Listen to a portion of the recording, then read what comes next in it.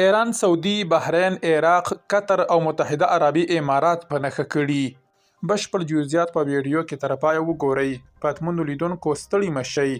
د عراق په اربیل، موصل او بغداد کې د امریکا سفارت د ایران د ډرونیزو او توغندیزو ګزارونو په ترڅ کې په نښه شوي دي.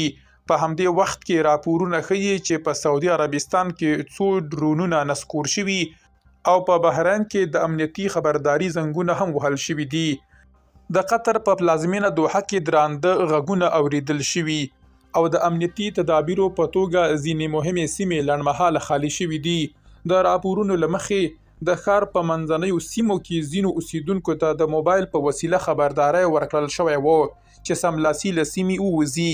ویل کېږي د خوندیتوب لپاره یو شمېر وګړي تر ځمکې لاندې پارکینګونو او خوندي ځایونو ته لیږدول شوي دي.